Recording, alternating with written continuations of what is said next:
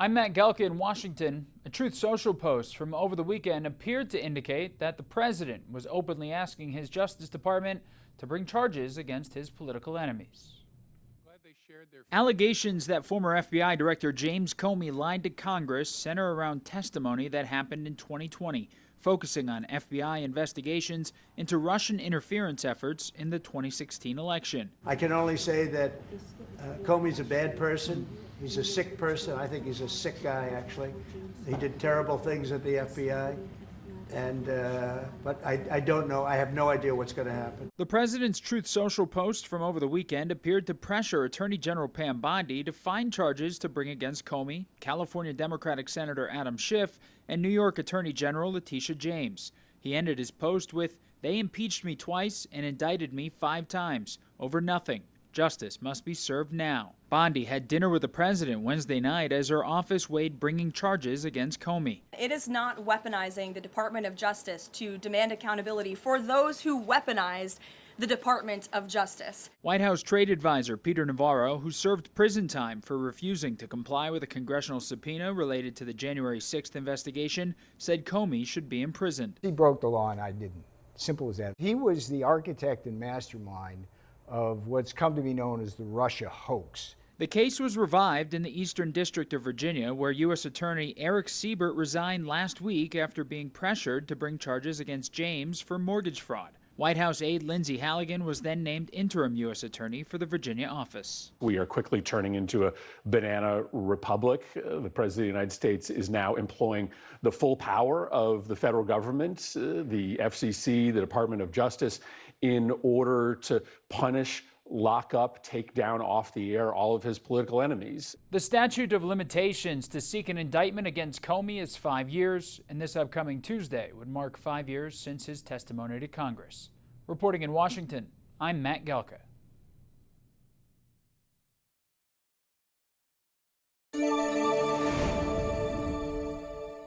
I'm Matt Gelka in Washington. Former FBI Director James Comey was indicted over allegations he lied to Congress. It was the next step in a pressure campaign from the president. The president celebrated the indictment of former FBI Director James Comey. It's about justice, really. It's not revenge. It's about justice. It's also about the fact that you can't let this go on. They are sick, radical left people, and they can't get away with it. And Comey was one of the people. He wasn't the biggest, but he's a dirty cop. Comey was indicted Thursday following pressure from Trump and ahead of a statute of limitations deadline next week. Comey faces 2 counts, making a false statement and obstruction of a congressional proceeding, and has said he's innocent. I'm not afraid, and I hope you're not either. I hope instead you are engaged, you are paying attention, and you will vote like your beloved country depends upon it, which it does. The charges stem from 2020 testimony from Comey. He was asked about older testimony from 2017 when he said he did not authorize any leaks about Russian-related investigations into then-candidates Donald Trump and Hillary Clinton. Have you ever authorized someone else at the FBI to be an anonymous source in news reports about the Trump investigation or the Clinton investigation? No. Former Comey deputy Andrew McCabe said he was authorized to leak in 2018. So your testimony is you've never authorized anyone to leak? And Mr. McCabe, if he says contrary, is not telling the truth. Is that correct? Again, I'm not going to characterize Andy's testimony, but mine is the same today. Comey's lawyers may argue this is all politically motivated in a trial, but the reputational damage and costs might be good enough for a president who has vowed to go after perceived enemies. It's an expensive endeavor. DOJ is bringing the full might of the federal government behind this case. It will be an expensive and time-consuming and also very stressful situation for any defendant. Comey could face a maximum of 5 years in prison if convicted. His arraignment is scheduled for October 9th. Reporting in Washington, I'm Matt Gelka. Now that former FBI Director James Comey has been indicted on 2 federal charges, there are reports more are coming, and soon. Yesterday, Vice President J.D. Vance said on Fox News Sunday there's certainly going to be more indictments during the next 3.5 years of the Trump administration. Joining us now to discuss that and the funding showdown on Capitol Hill is our Washington insider, Armstrong Williams. Good morning to you, sir. Who could be next? Who knows? John Brennan, Brandon Willits, Letitia James, all you need to do is go back to the role of all those that tried to, in their own way, bring charges, whether they're trying to destroy his business and bringing it forth a judgment of almost $500 million, which the courts threw out in New York. Letitia James and James Comey has a lot to answer for, Jan. It's unfortunate. They never thought that Donald Trump had a snowball chance of winning the White House again. And now there's, you know what to pay. Well, we talked about Brennan and Clapper before. Of those two, do we think we know there's an investigation going on at least. Do we expect any kind of indictments to come down? I don't think Clapper, I could be wrong, is on the list. I think Clapper has been cooperating, and Clapper and Brennan never had the close relationship that the media made it out to be. So I got to tell you, there's definitely a list of people that tried to destroy Donald Trump and wanted to see him in jail. And now the opposite could be happening to those that perpetrated, and some of them just outright lied and created lies and evidence against him. I mean, just look at the Trump dossier. Also, there is a big showdown again on the budget with talks of another partial government shutdown. So, you know, the president's going to be meeting with some top congressional leaders today. We know they're going to be meeting there in the Oval Office. What do you think we can expect? What's going to come out of this? Jen, I don't think the president would be meeting if he did not think he had a pathway forward to averting the shutdown. I think on a deeper level, the president kind of wants the government to shut down so he can shutter the agencies and complete the firing and terminations, because he said there would be massive firings. I think Schumer has AOC lurking in the midst. She wants to challenge him in the Senate, and he cooperated the last time. And I don't think it's a principal position for the Democrats. They want to save Obamacare, but they also need to show unity and that they can work together, because so many Americans will be disenfranchised and harmed if the government were to shut down. So Republicans have insisted they're not going to make any concessions. So why wouldn't Democrats just agree to a continuing resolution just to buy some time? What can Democrats gain from a shutdown? Optics, more funding, more fundraising, satisfying their base. This has less to do with principle and more about raising money and satisfying their woke base, which is very dangerous right now, Jan. Also, another story we're following this morning, Armstrong, is, of course, President Trump sending in troops to Portland, Oregon to try and protect ICE agents at facilities there. Right now, local authorities and also officials in Portland are trying to sue and block those federal agents and those troops from coming there. Should the president send reinforcements to all ICE facilities, especially after what happened in Dallas? Listen, we've seen this play out in Los Angeles. We've seen it play out in other places.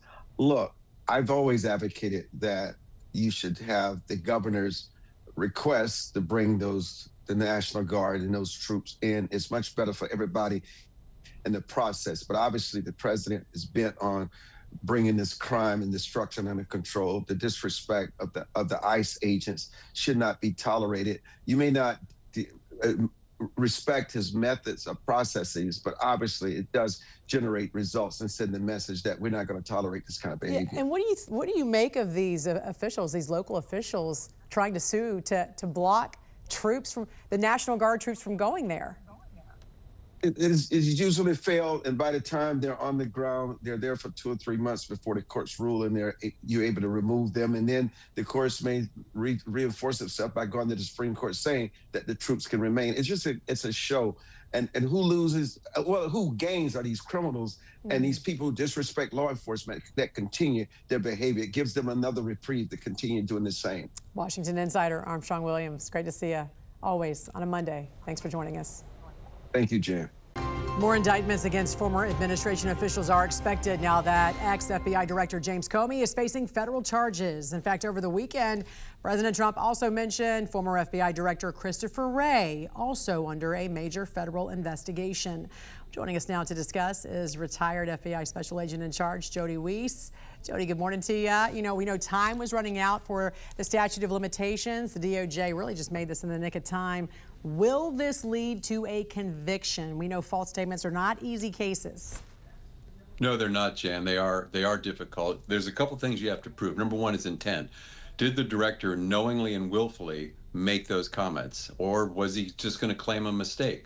It has to be material. what he said had to be consequential. Did it influence Congress's decisions? So you got to look at it that way. We've all been through these congressional hearings. Sometimes the questions are more like statements. So were the questions clear that he answered? And then finally, the biggest question to me is always time. What did Comey know at the time he made those comments? Did something happen after the fact that changed those? So those are all things that the government's going to have to put together for a solid case. And, you know, they're not easy. And we'll have to see how that plays out. What do you think about Christopher Wray? You think he's next? I wouldn't say right now. Is he in the crosshairs? 100%. If you look at some of the stuff that just happened recently, these 274 agents that Kash Patel is talking about, that happened on his watch. Now, when he testified to that, he was dancing around under the terms undercover agents versus plainclothes, sources and methods. He was trying to dance around telling the truth. Why, I have no idea. But there's a couple other issues. Just the other day, Kash Patel said that those 274 agents were deployed against Bureau standards and protocols, which I would agree with. And he also said that Kash Patel, it was directly because of his corrupt leadership. So that Comey's direct corrupt leadership. So think about it. Yeah. The director of the FBI is considered corrupt by the current director of the FBI. Not good. And one final point, if you remember that oversight project, watchdog group, they sent 2 referrals to the Department of Justice because of his testimony during the Chinese interference in the election, as well as that Richmond memo that classified Catholics as extremists. So he's got some issues facing him. Also, I want to go back to what you said about Kash Patel, because he said agents were deployed after the riot had begun specifically for a crowd control mission. That's what he said. What did you make of that? Yeah, I'll take what he says as being true. I don't understand that at all. However, I did check with some Washington field office agents at that time I'm friends with, and they said that was true. But Jim, why would you do that? Agents are not trained in crowd control. I was on SWAT for 5 years. We had no training in that whatsoever. They didn't have the gear, they didn't have the training, it's not their mission. And if they're deployed for crowd control, none of them were any type of identification. Right. So why would agents go into a crowd without saying FBI? It's unbelievable to me that this happened. If it did happen this way, what a total disaster of leadership that was. Well, no kidding. And also, why didn't former FBI Director Christopher Wray just admit to it? It doesn't make any sense, especially if they're there to support law enforcement efforts. I mean, clearly there's more to this story, right? Oh, yeah, 100%. If what we are saying today is true, we're going to help out the MPD, why not just say that? You know, they're not going to, crowd control is not their mission. Why wasn't Wray candid about that? There was no sources and methods involved. There was no reason not to be candid. Think back to Assistant Director Jill Sanborn, who I've known for a long time. When asked by Senator Cruz, were there FBI resources there? She claims, I can't answer that question. Why? If they were there for crowd control, why can't you be candid? And why are we just finding about this now? Right. Why has this been held back? And let's go down this road for a minute. Let's just say they were there for crowd control or whatever, and there was nothing nefarious. So if they were there for legitimate reasons to get intel and report what was happening in real time, again, why not just admit that, right? Yeah, I don't know. We did that at the Taste in Chicago. You know how chaotic that could be. And we put about 200 gang investigators into the crowd. Why? For intelligence gathering. If they saw some troublemakers starting to get things riled up, we could delicately pull them out. Nobody would even know they were gone, but it was great intel. So why not use the agents? And that gets back to another point. I would love to look at the pre-planning of this.